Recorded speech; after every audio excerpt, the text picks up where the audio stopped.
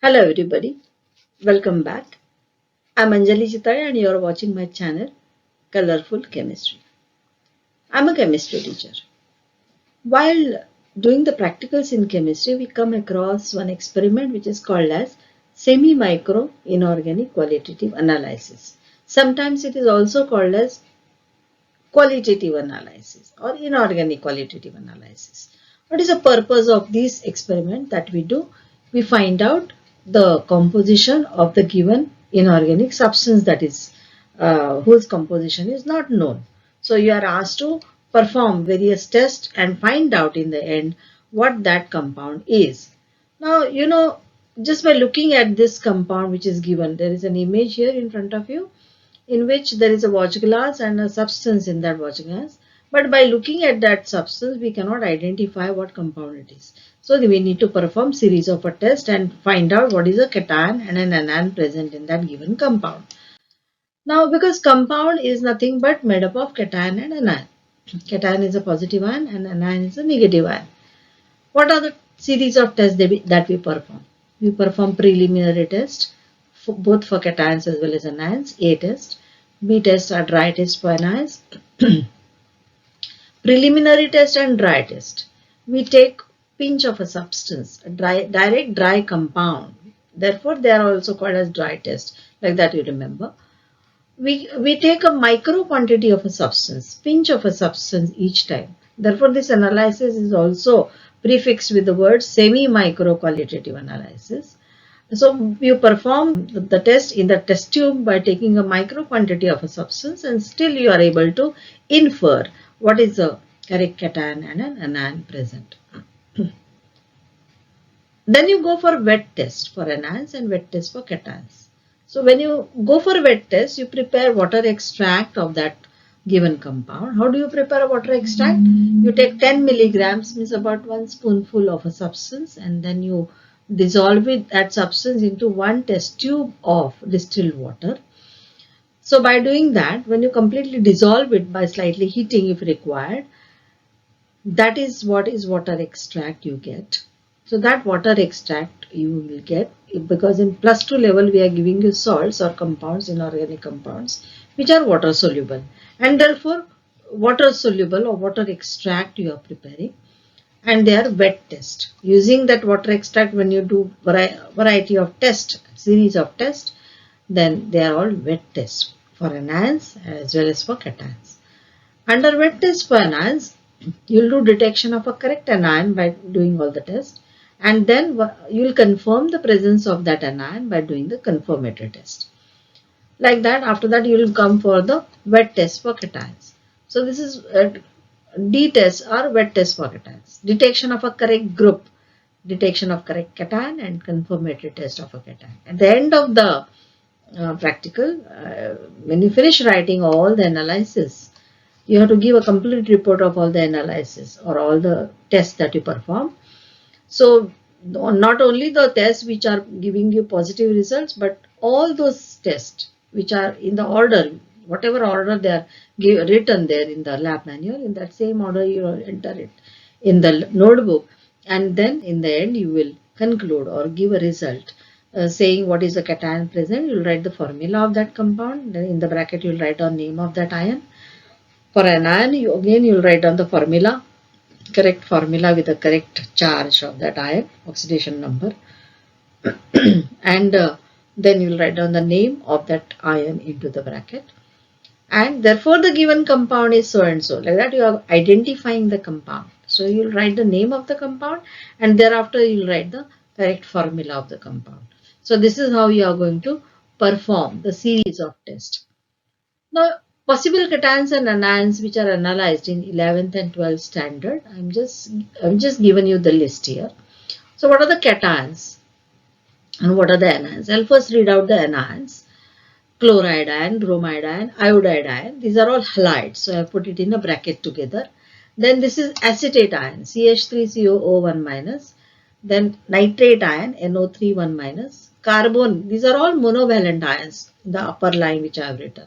Then there are bivalent ions, carbonate ions, sulfate ions, the oxalate ion, and then phosphate ion is a trivalent ion. And then we have got cations here in the first column I have written. Under group 0 we have got ammonium ion.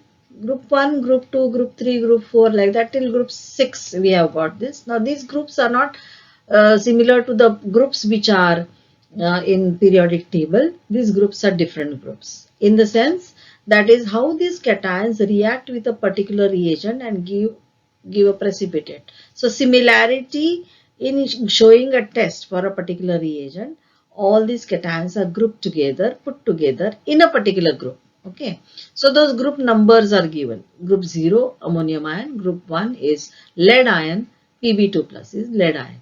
Group 2 is copper ion, Cu2 plus. Group 3 is aluminium ion, ferrous ion, ferric ion, Fe3 plus, and Mn2 plus manganese ion. Group 4 is cobalt, Co, cobalt bivalent ion, nickel bivalent ion, zinc bivalent ion, manganese. So manganese may be detected in group 3 also and group 4 also. Both places, so it depends upon how it precipitates for a particular group. Then group 5 has got barium ions, calcium ions and strontium ions. All these ions are bivalent ions.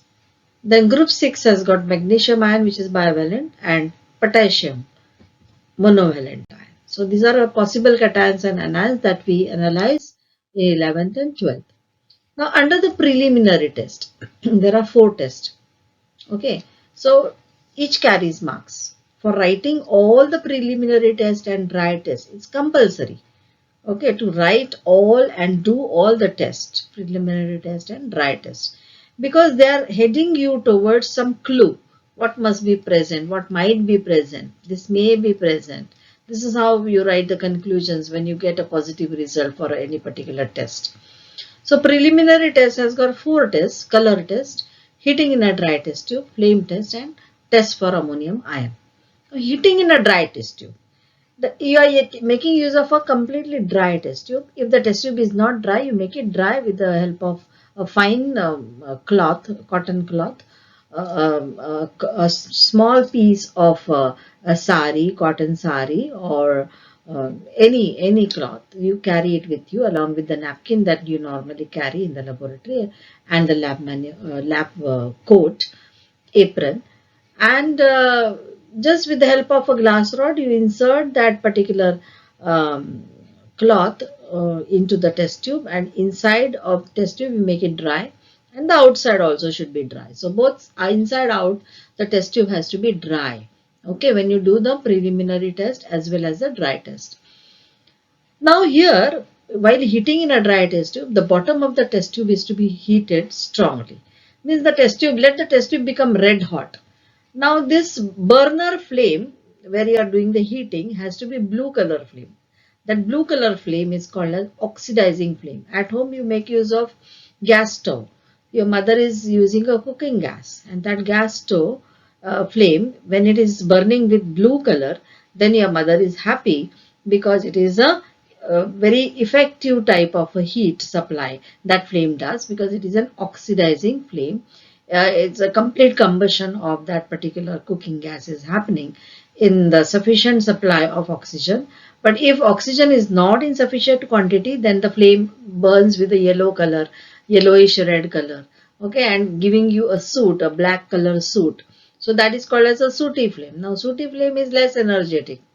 Okay, you burn wood, it gives you a lot of soot, black color on the vessels. Okay, so that is called as reducing flame. So burner should be burning with a oxidizing flame to perform all the test. Okay, so then you do a flame test which is only for cations. Test for ammonium ion you will do. So these are the 4 tests which are there in the preliminary test. Then you go for the dry test for anions. That will be done first.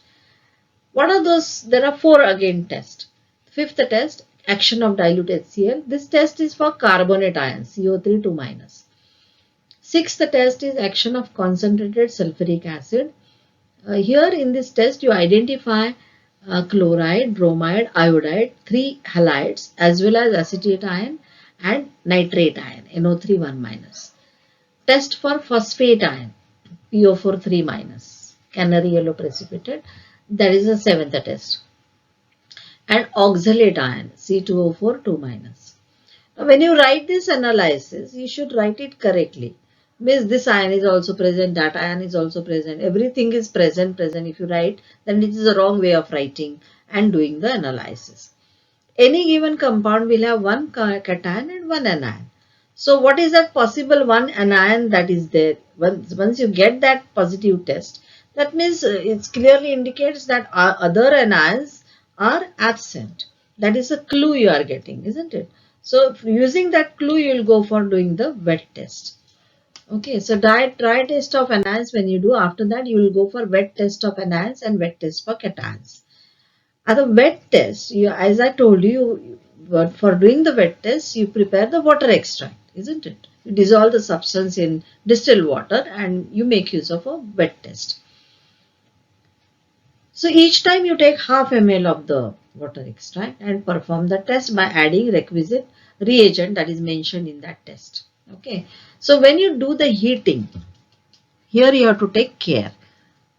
When you are heating in a dry test tube, the dry test tube, you are heating the bottom of the test tube till it is red hot. So it is a dry substance, so it is no harm. There is no harm. But when you are heating any solution in a test tube, first of all, test tube has to be dry from outside, and then you are taking a solution inside, you are heating it. Don't heat the bottom of the test tube, because if you heat the bottom of the test tube, kinetic energy of the bottom molecules will be increased and they will push all the molecules above that, and the solution with full force will come out of the test tube and it may splash on somebody's body, somebody's face, and there will be accidents. So you have to avoid the accidents in the laboratory. You have to take due care, and for that you should not heat the bottom of the test tube. In this image that I have drawn here, I have shown you the test tube. That is, you have to tilt the test tube. You don't keep it straight like this. You have to tilt the test tube. It should not be. It should be like this, slanting position. Why slanting position? Because when you keep it in a slanting position, the solution which is there in the test tube will become a little. Its surface area will increase, and then suppose this is the burner. Suppose this is the burner and this is the test tube. The test tube is in a slanting position. The burner, I am just keeping my bottom of the test tube outside the flame and I am just resting that particular test tube on the rim of that particular burner.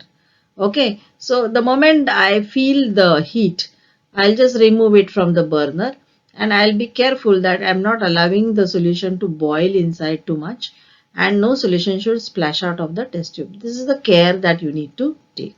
Okay, so that there are no accidents in the laboratory and you are also safe.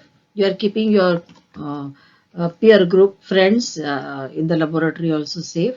So there is a safe functioning in the laboratory. So these are the precautions that you need to take in the laboratory. So with respect to this, there are some do's and don'ts in the laboratory. That is, strictly use dry test tube only to do preliminary test, which I mentioned, and the dry test as well. The bottom of the test tube should be strongly heated in the heating in a dry test tube till it is red hot, because you need to observe so many things, isn't it? And it is not a solution inside, so there is no harm in heating the bottom. Do not use the wet test tube while performing preliminary test and the dry test. So test tube has to be dry from inside as well as from outside. Okay, the compound should go directly at the bottom of the test tube the moment you put the pinch of a substance. Okay, it should not adhere to the walls of the test tube.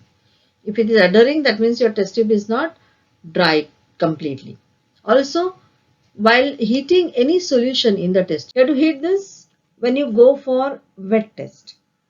You are heating the test tube with the solution. So that time you are keeping the bottom of the test tube outside the flame. You are resting the test tube, tilting the test tube and supplying the heat only to the surface of the solution. And then you are resting that test tube on the rim of the burner flame, and then immediately you are removing it out also. You are being alert. Okay, you are heating and looking this side and that side. This carelessness while functioning in the laboratory should not be done. While heating any solution in a test tube, do not heat the bottom of the test tube. This is a strict warning that you need to understand while performing the practical. So this was a very basic thing that I explained to you with respect to semi-micro qualitative analysis, students, and I hope you like it. It's a very short video, and if you like the content, keep watching and subscribe the channel as well as press the bell icon so that whenever there are new videos that I am posting on the group, you will be able to see the get the notification for that. Thank you very much.